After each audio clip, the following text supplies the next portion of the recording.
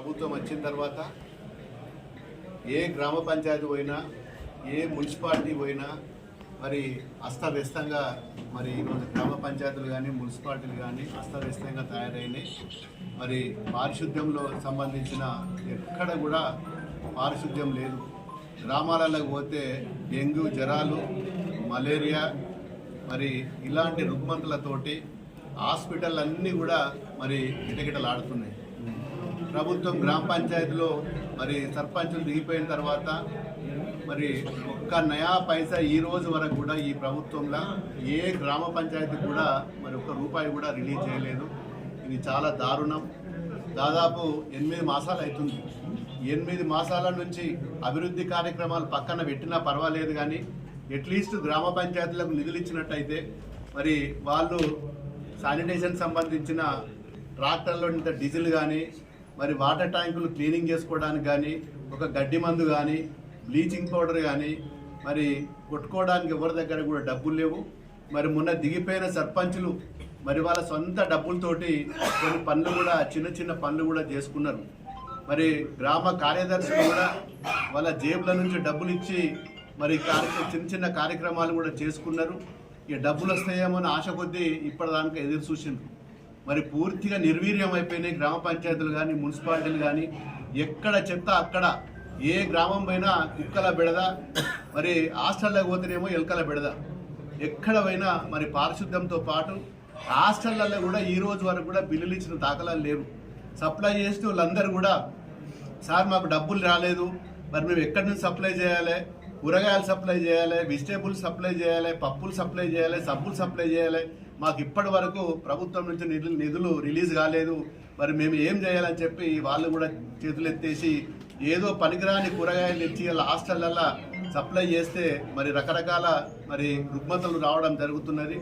ఆసుపత్రులకు వెళ్ళినట్టయితే dengue, malaria, మరి మోషన్ సంబంధించిన చిన్నపిల్లలకు కానీ పెద్దోళ్ళకు కానీ పూర్తిగా అన్ని దవాఖానాలలో కూడా మరి ఈ పరిస్థితి ఈరోజు మరి అంతటా కూడా ఇదే పరిస్థితి ఉన్నది.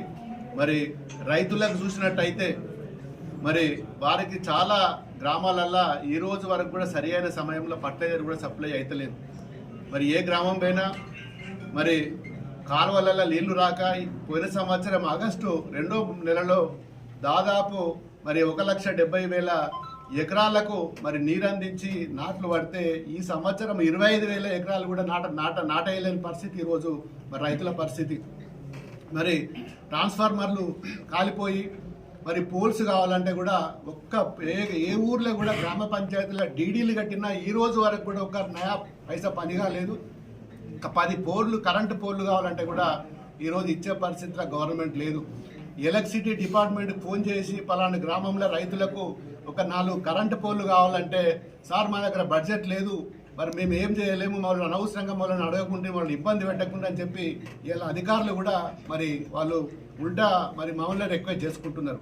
డబ్బులు వచ్చిన తర్వాత ఇస్తాం సార్, ఇప్పుడు డబ్బులు లేవు గ్రామ పంచాయతీలలో కానీ ఎలక్ట్రిసిటీ పోల్కి సంబంధించిన ఎక్కడ కూడా డబ్బులు లేవు, మేము మా చేతిలో ఏం లేదని చెప్పి ఇలా అధికారులు కూడా చేతులు ఎత్తేసిండ్రు.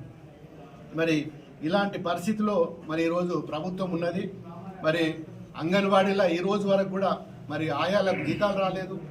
ఆయాలకు సరి అయిన చాలా గ్రామాలలో కూడా కిరాయి షెడ్లలో కిరాయి బిల్డింగ్లలో ఉంటున్నారు అంగన్వాడీ స్కూల్స్. మరి వాళ్ళకి ఆయాలకు కూడా సరి అయిన అకామిడేషన్ లేక మరి ఆయాలు కూడా ఇబ్బంది పడుతున్నారు.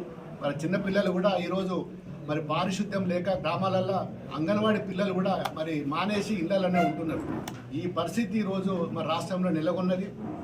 మరి కళ్యాణ లక్ష్మి షాది ముబారక్ చెక్ చూసినట్టయితే దాదాపు 7 మాసాల నుంచి మొదటి పర్యాయ చెక్కు రిలీజ్ చేస్తే మీరు ఎమ్మెల్యేలు ఇవ్వకూడదు, టీఆర్ఎస్ పార్టీకి సంబంధించిన ఎమ్మెల్యేలు చెక్కిని పంపిణీ చేయకూడదు అని మరి డేట్ కూడా ఎక్స్పైరీ అయింది. మరి వాళ్ళు ఇస్తలేరు, మరి మమ్మల్ని ఇవ్వనివ్వట్లేదు. మరి ఈ పరిస్థితి ఇవాళ ఉన్నది. మళ్ళీ చెక్కులు మళ్ళీ రిటర్న్ పోయినాయి, మళ్ళీ సిగ్నేచర్ అయ్యి మళ్ళీ ఇప్పుడు వచ్చి కూడా మళ్ళీ 15-20 రోజులు అయింది. సెకండ్ దఫా కూడా ఎక్స్పైరీ అయిన తర్వాత మళ్ళీ పంపించారు. మళ్ళీ చెక్కులు ఒక 15-20 రోజులు పెట్టుకొని మళ్ళీ బ్యాంకర్స్ మళ్ళీ కలెక్టర్ దగ్గర ఆర్టీఓల దగ్గర ఉంటే 15 రోజులు అవుతుంది. ఈ రోజు వరకు కూడా మరి చెక్కులు పంపిణీ కార్యక్రమం కూడా ఇప్పటివరకు చేయలేదు. మరి ఈ విధంగా ఉన్నట్టయితే ప్రజలు చాలా ఇబ్బందుల పాలవుతున్నారు.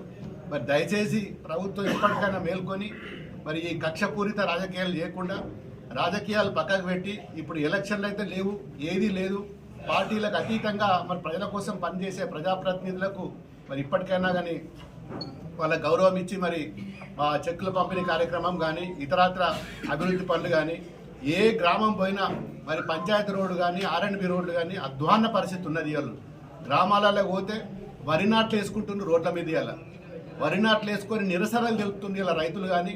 మరి విద్యార్థులకు బస్సులు రాక రోడ్లు బాగలేక విద్యార్థులు కూడా పాఠశాలలకు లేకపోని పరిస్థితులు ఉన్నది. మరి రోజు అధికారుల చుట్టూ మేము హైదరాబాద్లో సెక్రటరియట్లో పంచాయతీరాజ్ సంబంధించింది, R&B సంబంధించిన, ఎడ్యుకేషన్ సంబంధించిన డిపార్ట్మెంట్లకు పోతే ఒక్క నయా పైసా కూడా ఈ రోజు వరకు రిలీజ్ చేయలేదు. మరి నేను ఒక ఎమ్మెల్యేగా దుబ్బాక నియోజకవర్గం నుంచి ఎమ్మెల్యే గెలిచిన తర్వాత 8 మాసాలైంది, ఒక్క ఫౌండేషన్ లేదు, ఒక కొబ్బరికాయ కొట్టలే, ఈ రోజు వరకు ప్రారంభోత్సవం కూడా చేసుకోలేదు. ఇంత దుర్భరమైన మరి ఈ ప్రభుత్వాన్ని మరి ప్రజలు గమనిస్తున్నారు, ఖచ్చితంగా బుద్ధి చెప్తారు. మరి ప్రజలు నిజంగా మరి అమాయకులు, మరి వాళ్ళను మోసం చేయడం కరెక్ట్ కాదు. ఇవాళ మీరు ఏమో చేస్తారు, ఏమో ఉద్ధరిస్తారని చెప్పి మీరు ప్రభుత్వం తెచ్చింది. మరి ఇప్పటికైనా మీరు మేల్కొని చేయకపోతే బాగుంటుంది. ఇక నార్లు పోసుకున్న తుకాలు పోసుకున్న కాడ మన ప్రాజెక్టులకు పోయినసారి 15 నెల రోజుల నుంచి వాగులు పోతే మన గోదావరి కానీ కృష్ణా కానీ దాదాపు 20-25 రోజుల నుంచి సముద్రంలో కలిస్తే కూడా మరి నిన్న 3-4 రోజుల నుంచి పంపింగ్ చేశారు తప్ప ఇప్పటికీ మొదలే మేల్కొని మరి అన్నారం కానీ సుందిళ్ళ కానీ మేడుగడ్డ ద్వారా పంపుల ద్వారా నీరు తెచ్చినట్టయితే ఇవాళ మా సిద్దిపేట జిల్లాకు సంబంధించిన మరి రంగనాయక్ సార్ కానీ మల్లన్న సాగర్ కానీ మరి మన కొండపోచమ్మ కానీ ఈ ప్రాజెక్ట్ ఇప్పటి వరకల్లా నింపినట్టయితే ఈ ప్రాంతంలో కూడా ఇంకా దాదాపు